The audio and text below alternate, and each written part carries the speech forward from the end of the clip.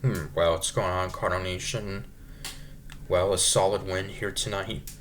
So we avoid getting swept, winning against the Detroit Tigers tonight, 5-3, and as we avoid getting swept, and Kyle Leahy in his second start of the season, a pretty solid outing.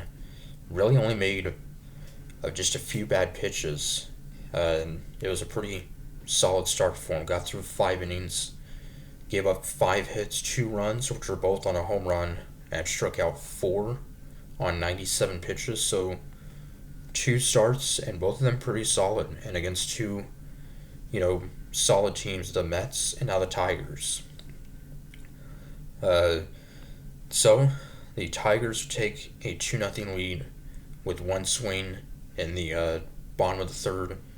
2-run home run by Kerry Carpenter. That would make it 1-0 or 2-0 Detroit, second of the season, and RBIs 5 and 6 for Carpenter. That would make it 2-0 Detroit, and it would stay that way until the top of the fifth. And of course, the Tigers were originally supposed to have Justin Verlander make the start, which would have been his first start back in Detroit as a Tiger. But he was scratched literally right before yesterday's game and was placed in the IL. So, fortunately, his Tigers reunion at home will have to be delayed. So, in the top of the fifth, Pedro Paz has put us on the board to make it 2-1 with an RBI single. That would also knock out the starter for Detroit, Kiter Montero. And then Victor Scott at the plate would lay down a bunt, and the pitcher would throw it away, and that would score a run to tie it up 2-2 with runners on second and third for J.J. Weatherholt. Fortunately, he would fly out. But then Ivan Herrera with a 2-run single would put us up 4-2.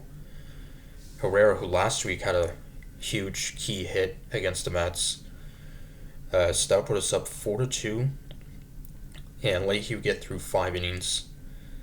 And the Tigers would cut the lead to 4-3 in the bottom of the sixth. George Soriano would walk two and give up a sac fly to Javi Baez. That would make it a 4-3 game. And then Jojo Romero would come in and get the final 2 outs.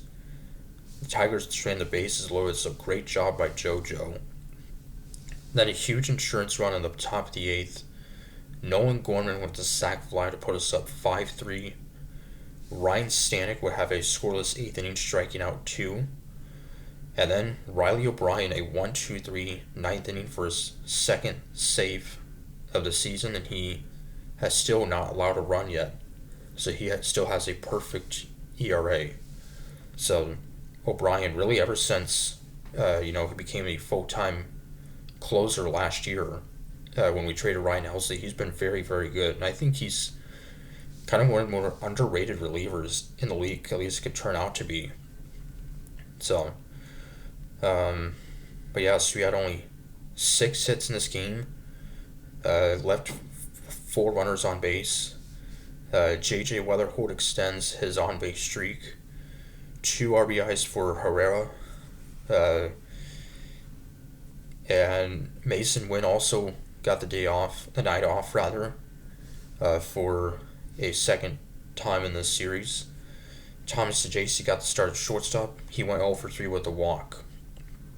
So now, also a roster move, we sent Chris Roycroft to the minors as he's had a bit of a struggling start to the season, and we called up a veteran pitcher who will make his Cardinal debut at some point, and that is Jared Schuster, who signed a minor league deal with the Cardinals in the offseason. Was formerly with the White Sox and the Braves, as well as a starter and reliever. Last 2 years with the White Sox,